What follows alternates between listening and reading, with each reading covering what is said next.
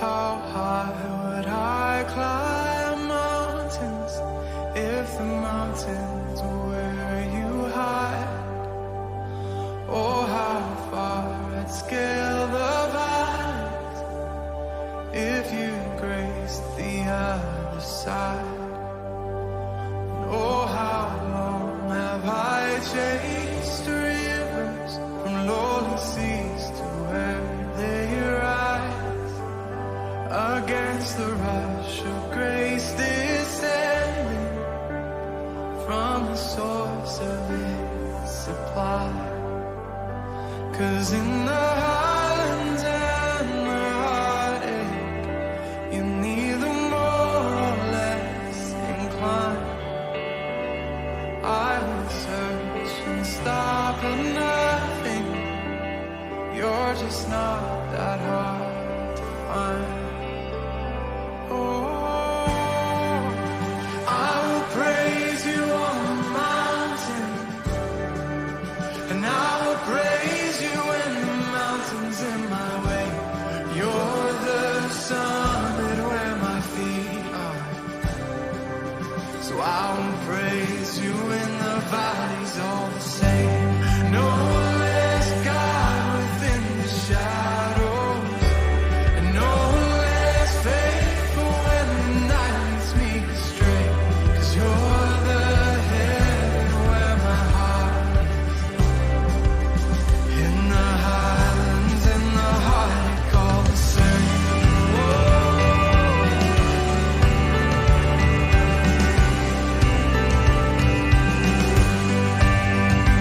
Oh, how far beneath your glory does your kindness extend apart, from where your feet rest on the sunrise to where you sweep the sinner's path.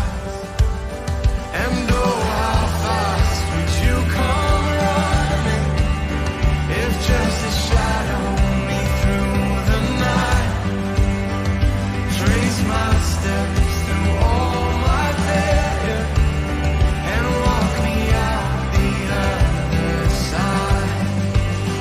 For who could dare ascend that mountain, that valleyed hill called Calvary, but for the one I call Good Shepherd, who like a lamb was slain for me.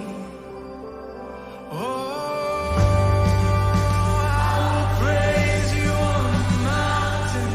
You say, I'll praise you in the mountain. You're the sun where my feet are. So I'll praise you in the valleys all the same. No less God within the shadows, and no less faithful when the night leads me astray. 'Cause you're the heaven where my heart is. In the Highlands and the heartache all the same.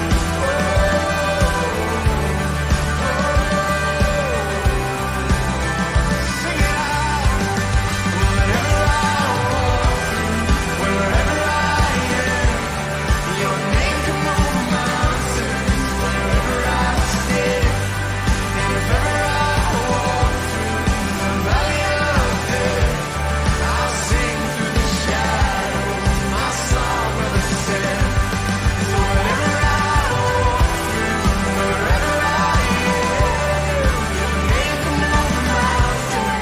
Wherever I stand, and if ever I walk through the valley of death, I'll sing through the shadows. My song of ascent, my song of ascent. Oh,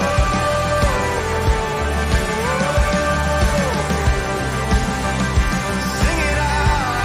My song of ascent.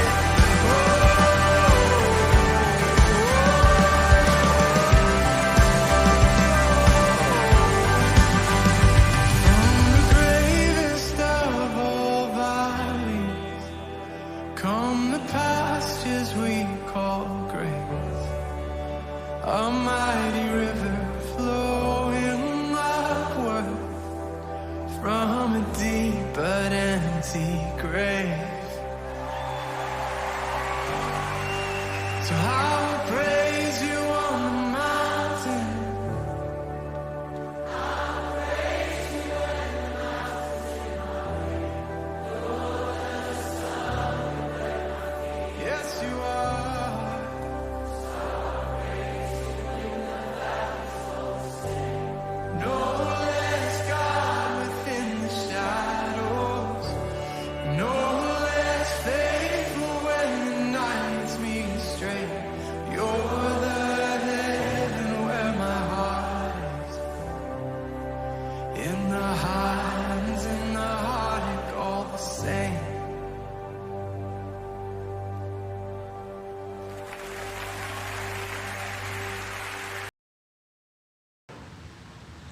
Well, hello folks. Welcome to our very first video recording of our Sunday morning service. Obviously, this is being recorded on Thursday afternoon, and you're at home watching for the very first time. But thank you for engaging in and connecting with us and staying connected as a church, realizing that during these days of the COVID-19 self-isolation, things are very different for us as a church.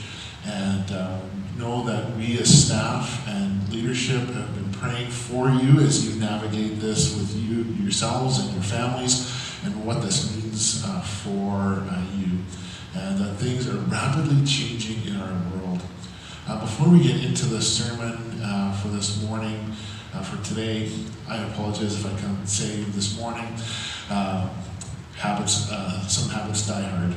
But I just want to give you a few announcements, let you know a few things to keep in mind. And the first is that staff are going to do our best to have at least one of us here during the week, Monday to Friday, between 9 a.m. and 4 p.m., so that if you need to call, talk with us, you can stop by, and we can have conversation and pray together if that's something that you need. If you need to drop something off, one of the things that you may want to drop off is a donation.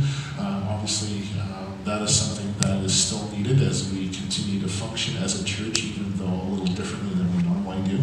And obviously, you also know that you can do the donation piece either through your financial institution as a bill payee. You can also do it through Tithely, which is a link off our website as well. Also know that we are collecting email addresses so that we can continue to keep you informed. So if you have never provided that information to us, if you go to the website, you'll see where you can do that under contacting us. The website is also the place where we will disseminate information, whether that's the sermon for the week, but also any other information, and that will also then all filter out to social media pieces, our Facebook and Instagram, and so on. If there is something that you need, if you feel that you cannot get out and go get groceries or pick up medication or things like that, please know that you can contact the church, and we will make sure we can get someone to do that for you. We also encourage you to plug into Right Now Media. We will be sending out some information as to what are the best sort of top resources to engage in. We're asking some of our staff and our leadership board and others to give us their top 5 resources so that you can engage in watching those. Many of you probably do some binge watching of Netflix and those kinds of things, Disney Plus. But we'd also like you to engage in things that develop our spiritual lives, and so that'll be coming in the days and week ahead for you as well. If you're not connected into Right Now Media, again, if you go to back to the website, and at the main page in the bottom left-hand corner, you'll see Right Now Media. Just click on that, and it'll take you to how you can sign up and get that information. We'd also encourage you to stay connected with each other. Even though we are in this period of self-isolation or social distancing, keep making sure that we are keeping that appropriate distance from each other, we want to stay connected. And so whether that's texting, our phone calls, emails, those things are all important. But maybe if you're able to also do a video chat with someone, even if it's while you're in the midst of a task where you're cooking or doing laundry, just have a 5-10 minute conversation or longer with someone through FaceTime, through video, because we do need to see each other's faces as well. And then take some time to read the Bible, pray, listen to worship music, whatever is something that you enjoy listening to as well. And that will help us during this time as well. So we want to sort of focus in our attention to our message for this week. And before we do that, we bow with me as we pray. Heavenly Father, thank you that you are God, that in spite of what takes place in our world, you remind us in your word that you are still sovereign. In other words, you are still in control. Nothing surprises you, and you are still at work, and you're still inviting us as the church to be actively involved, be active participants in your kingdom. And that may change, that changes the way we do that, but we want to be attentive to the leading of the Holy Spirit, where you are inviting us to engage with people and be part of what God is doing. As we look into your word this morning, Holy Spirit, would you teach us what you have for us and what it means to do life with God? We pray in Jesus' name. Amen. So if you want to turn in your Bible to the Gospel of John, John chapter 10, starting with verse 11 is where we are this morning today. And we're picking up from a teaching piece that we covered last week. If you've been with us over the last number of weeks, you'll know the series that we're in the middle of is called I Am. For those of you who have not been with us, just a really quick recap. We've been looking at the 7 statements that Jesus makes, the I Am statements about who he is. And for him to say I am was a very significant piece in that time of history for the people of Israel, because the I am is related, is the name that God gave himself when he first calls Moses to go and to lead the people of Israel out of Egypt. And that name, I am, becomes God's formal name. It develops into the name Yahweh, which is the most holiest name for God. And it's the name that the people of Israel are not allowed to speak. It's sinful to even speak God's name. And so when Jesus comes and he says that I am, they immediately recognize that Jesus is saying God's name. And not only that, he's saying that he is God. And so this is a huge deal. This is blasphemy upon blasphemy for the people of Israel. But Jesus comes and he says that he is God. One of the things that we have mentioned a few times is that John is the only one that includes this. Matthew, Mark, and Luke do not include these 7 statements. And John includes them because John wants his readers to know, he wants us to know, that Jesus is divine. He is God. He is not just a representative of God like the prophets in the Old Testament, but he is God himself. And so he includes these. Now, each of these statements comes at a point in time of either of something that is happening in the background of the Jewish community, or comes related to something that is happening with Jesus and his disciples and the people who are following him. And so the very first statement that Jesus makes about himself is, I am the bread of life. And Jesus has just finished feeding, the day before, feeding thousands of people with just a few pieces of loaves of bread and a couple of fish. And the message through the feeding and this abundance of 12 baskets that are left over afterward is that he is the abundant source of life. And so Jesus makes the statement the next day that he is the bread of life, that he is the one who will sustain them. A couple of days later, a little while later, Jesus makes a statement that he is the light of the world. And it is during the feast, the Festival of Tabernacles, which is a week-long celebration that the people of Israel were instructed to have by God to remember how God had led them out of Egypt into the Promised Land. And the way that God led them was through two pillars, a cloud by day and a pillar of fire at night. And so the Festival of Tabernacles celebrated that. What they would do in the temple courtyard is they would light these massive lampposts. There were 4 of them. They would light them every evening after the sun had set. And they would not only light up the temple courtyard, but almost all of Jerusalem. And it was a way of them remembering how God had led them. But on the very last night of the Festival of Tabernacles, they would not light the lampposts because they were reminding themselves, not celebrating, but reminding themselves that God's presence was no longer in the temple. And in the midst of the darkness, Jesus steps into the courtyard and he says, I am the light of the world. You are waiting for God's presence to enter into the temple again, to bring light. That his presence will be back, and guess what? That's me. And then a few days later, Jesus, after healing a man who has been born blind, gathers together and says that he is the gate.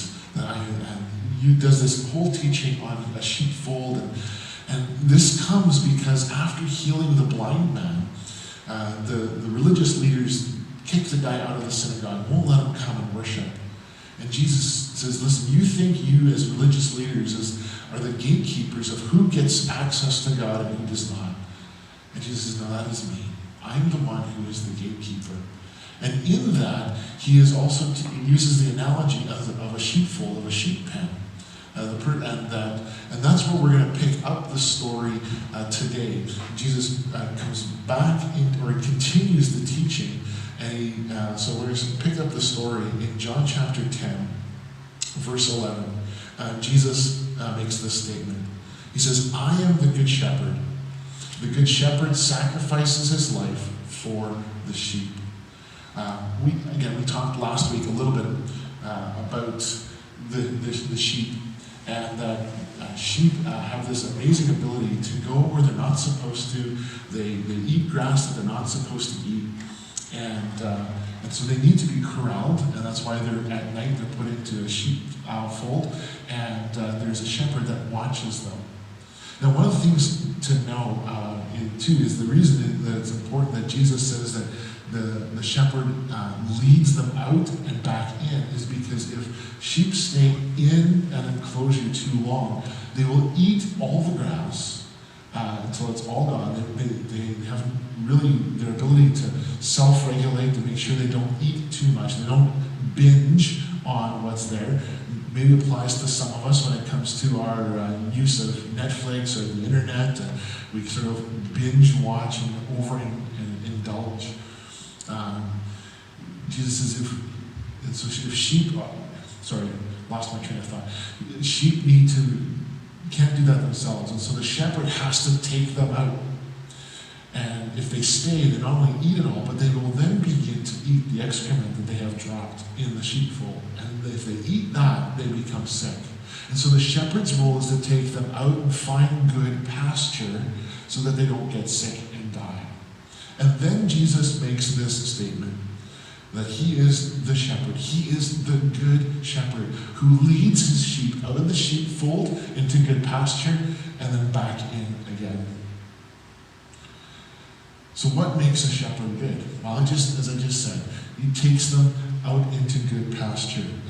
In a piece of the teaching that Jesus did that was part of last week's message is verse 10. John chapter 10, verse 10. He says, the thief's purpose is to steal and kill and destroy. My purpose is to give them a rich and satisfying life. Jesus says his role as the shepherd is to give you a rich and satisfying life. Now, what does that look like? I mean, we would probably all have different understandings of what does it mean to have a rich and satisfying life. About 1,000 years before Jesus comes on the scene, there's King David. David is the king of the nation of Israel, and David writes probably one of the most famous songs, Psalm 23. Even those of us, if you've never gone to church on a Sunday morning, if you're new to faith, you're still asking questions about who Jesus is, chances are you have probably heard Psalm 23. And David writes these words. He says, the Lord is my shepherd. So he's already foreshadowing Jesus when he says this. He says, the Lord is my shepherd, I lack nothing. Have you ever lacked nothing? Most of us probably have never experienced the feeling of lacking nothing. We think we lack things, but we have lots. And he says, I lack nothing. He makes me lie down in green pastures. He leads me beside quiet waters. He refreshes my soul. He guides me along the right paths for his name's sake. Even though I walk through the darkest valley, I will fear no evil, for you are with me. Your rod and your staff, they comfort me. 1,000 years before Jesus, David writes these words. And it might be able to think, well, David probably had life pretty good. I mean, he's king after all. He has everything at his disposal. Like, he is someone who can say he can lack nothing because anything and everything belongs to him. If he says he wants something, people have to give it to him. But yet David isn't saying that he has everything his heart desires. David writes that there has been times in his life where he has experienced difficulty. David writes and acknowledges that there is this dark shadow that is casting over his life. He says that he walks through the darkest valley. It's believed that when David writes this, that he is referencing a death that's occurred. Obviously, it's not his death, it's someone who is very close to him. And David is experiencing deep, deep grief. And that grief is casting a shadow over his life. It could have been when his best friend Jonathan passed away. It could have been when his young infant son passed away. It could have been when his adult son Absalom passed away. There's a number of things that we can speculate as to what caused this dark valley. But we don't know. And that's not what's important. What's important is that David experiences something in his life that is very painful.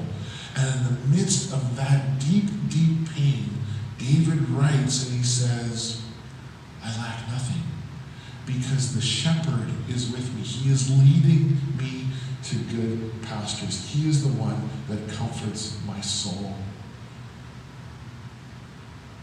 And maybe right now, we're living in that season of a dark valley. It feels like this dark shadow is cast over our lives. And COVID-19, for many people, will feel like that. We aren't sure what to do with what's going on in our lives because of this. We watch the news, we read the news, we're on social media, and it feels like all we're hearing is bad news after bad news, and we don't know what to do with this. How are we supposed to respond? What does it look like for us as followers of Jesus to respond when grocery store shelves are empty? There's no toilet paper, there's no ketchup, there's no pasta. How do we, as followers of Jesus, respond? So how do we, as followers of Jesus, or even if you're not a follower of Jesus, how do we respond to all of this? We get to be the example and the voice of calm. You and I get to be the voice of saying, listen, because of my shepherd, because of Jesus, I'm not panicking. I'm not going to stock my shopping cart, fill my shopping cart in my basement with toilet paper and pasta and canned goods and hoard that for myself. Because we don't have to be afraid. And we get to be that voice that says, listen, here's why I'm not afraid. Because I have a good shepherd. So let's go back into John chapter 10. Why does Jesus say that he is the good shepherd? Why is this so important?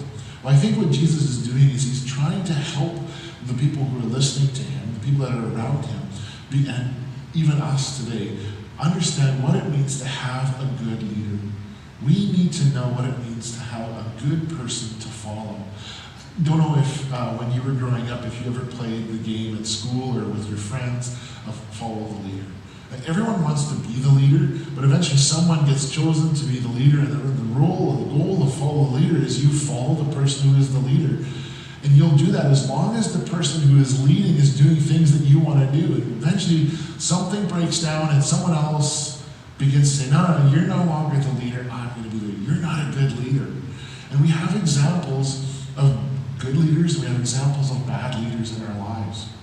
And that was true for the people of Israel. They had examples of bad leaders, and they had examples of good leaders.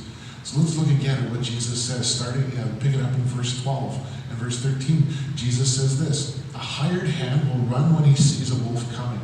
He will abandon the sheep because they don't belong to him, and he isn't their shepherd. And so the wolf attacks them and scatters the flock. The hired hand runs away because he's working only for the money and doesn't really care about the sheep. So here Jesus is giving us a picture of someone who has no vested interest in the safety of the sheep. It's a hired hand. For those of you who are farmers and who have grown up on a farm, you know the difference between the farmer, the one who owns the farm, and the hired hand. And Jesus says the hired hand, the moment there's a sense of danger, the moment a predator comes to attack, they run away. They're gone. They're out of here. And Jesus says, you have had leaders like that in your past. More than likely, Jesus is actually referencing something that is spoken to the people of Israel in the Old Testament through the prophet Ezekiel. In Ezekiel chapter 34, God says this to the people of Israel, or actually to the leaders, some of the leaders. He says, you drink the milk, wear the wool, and butcher the best animals, but you let your flocks starve. You have not taken care of the weak. You have not tended the sick or bound up the injured. You have not gone looking for those who have wandered away and are lost. Instead, you have ruled them with harshness and cruelty. There was a period of history for the people of Israel where the priests and the religious leaders were not good leaders. They were not good shepherds of the people of Israel. They were in it only for themselves, only for their own sake. And the moment an enemy attacked, they were gone. They saved their own lives. And so God says, God calls the leaders, the priests and the leaders out on this. And he gives some pretty harsh words to them.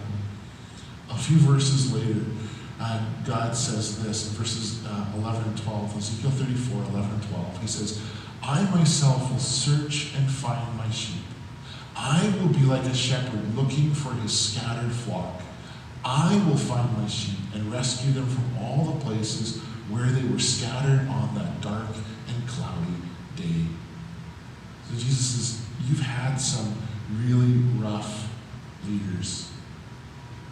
He says, that's not who I am as a shepherd. Now, they've also had in their history examples of people who they thought were really good leaders, and they actually honored them. And one of the places or the ways that they honored them was that they actually had a festival, and that festival actually gets celebrated just a little bit later in John chapter 10. It's the festival of dedication, or Hanukkah. And Hanukkah is still celebrated by the Jews today. And Hanukkah, the festival of dedication, honors a season of history that it's not part of Scripture of the Old Testament, but it took place in 167 BC. So 167 years before Jesus, there's a Syrian king by the name of Antiochus who attacked Jerusalem and overthrew Jerusalem. And his goal, his desire was that he would Hellenize the nation of Israel. And Hellenization means to influence it with Greek culture. And so he overtook the temple and he began to put Greek gods in the temple and really infuse Greek culture into the Jewish people. And about 3 years later, in 164, there was a group of Jewish men who said, this cannot take place. Like, we cannot allow this. And so they gathered together and they instituted a revolt, and it's called the Maccabean Revolt. And in 164 BC, they overthrew King Antiochus and the Syrian army and ousted them out of the temple and out of Jerusalem. And that then got celebrated as Hanukkah. And so again, this is coming shortly after Jesus says these words. And so Jesus is saying, listen, you have some good leaders in your life who you celebrate and honor, who gave their lives for you. And then he says this in verses, John chapter 10, 14 to 16. He says, I am the good shepherd. I know my own sheep, and they know me. Just as my Father knows me, and I know the Father. So I sacrifice my life for the sheep. I have other sheep too that are not in the sheepfold. I must bring them also. They will listen to my voice, and there will be one flock with one shepherd. So Jesus is saying, listen, you're honoring these men who sacrificed their lives in 164 BC, who sacrificed their lives, died to get the temple back for you as a nation, as you as a people of Israel. He says, I am sacrificing my life. I'm this good shepherd who will sacrifice my life for you. And then he says something that's kind of odd for especially for the people of Israel listening to him at that point. He says, I have other sheep who are not in this sheepfold. What's he talking about? Well, he's actually referencing to people who are not part of the nation of Israel. And this would have been shocking for many people. Like, really, why would God have other sheep? Like, we are his special chosen people. And they're forgetting that right from the very beginning, when God calls Abraham and says, listen, from you I've chosen you to be part of a special people. And right from that, he says, you are going to be a blessing to other nations, and you will draw other nations to me. God has always been about drawing people to himself. God has always been about being people, and it's never about one small group of people. It's never been about just the people of Israel. It's never been about just one church. But it's always about drawing people in. And so Jesus says, listen, there are other people, other groups of people who I'm going to draw in. And ultimately, that's the Gentiles, which ultimately means that it's you and I, because we're not part of the Jewish people. And says, I am working to draw them in. And then Jesus ends with this, verses 17 and 18. This is the last piece that we'll look at for today. He says, the Father loves me because I sacrificed my life, so I will take it back again. No one can take my life from me. I sacrifice it voluntarily. For I have the authority to lay it down when I want to, and also to take it up again. For this is what my Father has commanded. What's Jesus saying? Again, this is connected to the men who gave their lives in the Maccabean revolt. And he says, I'm going to give up my life. But he says, I don't just lay it down, I also pick it up. In other words, he says, there's a day coming when I will die, and then I will rise back to life. And for those of us who are followers of Jesus, for those of us who have gone to church, we understand that that's Good Friday and Easter morning. We understand that Good Friday is the day that Jesus is nailed to a Roman cross and he dies. And that on Easter morning, he conquers sin and death and he rises up from the dead again. And he starts a new covenant relationship, a new relationship. There's a new way for you and I to relate to God. And here Jesus is pointing that out. So the message in all of this, I believe, is this is what Jesus is saying. He says, unlike the religious leaders in Ezekiel, who were in it only for themselves and took off when things got hard, unlike the good leaders who gave their lives for the Maccabean revolt for the Jewish people, Jesus says, I give my life for everyone, not just for the Jewish people, but for Gentiles. And not only do I give my life, but I get it back again. So what do we do with this? What do we do with this teaching that Jesus has, that he is the good shepherd? Why is it important for us to know that he is the good shepherd? Well, it's this. I believe that you and I, all of us, have a tendency to look to people to lead. Maybe in these days, these uncertain days, we really are looking for someone to lead us. Who will be that political figure who will make good decisions so that the pandemic doesn't spread, that financially we're stable? Because many of us, we have to admit, in the back of our mind somewhere is this question of, what is happening to my savings? What happens if I lose my job? What happens if I can't buy gas to drive? What happens if I don't have food to eat? All those questions that arise in us. And some of us long for good leaders who don't incite fear but project calm. Leaders who will lead us to good pasture. And sometimes we long for good church leaders who will lead us to good pasture. And the piece of what I believe that Jesus is teaching, what he's telling us today, is that we don't look to church leaders, whether that's our board or our pastors. We don't look to political leaders, but we look to Jesus. That he is the one that we put our trust in. He is the one who's going to lead us to life. That if we have Jesus, we truly do have everything we need. And we are comforted, we live in peace, and we're not afraid, even though life itself may seem uncertain. So if there is a leader, if there is a shepherd that we're going to hitch our wagon to, it's Jesus. Who are you looking to for leadership in these tough days? I pray that it's Jesus. Will you bow with me as we pray? Heavenly Father, thank you that you sent your son Jesus to earth to not only tell us who you are, but that we would know you. Jesus in this teaching says that you and he know each other, and that when Jesus is our shepherd, we know him, and therefore we know you. We are living in a season of great uncertainty, and I pray that we would look to Jesus and Jesus alone for good pasture, and that as we do, our fear and our anxiety is removed. We are comforted, and that we are able then to proclaim who Jesus is to those around us who don't know Jesus.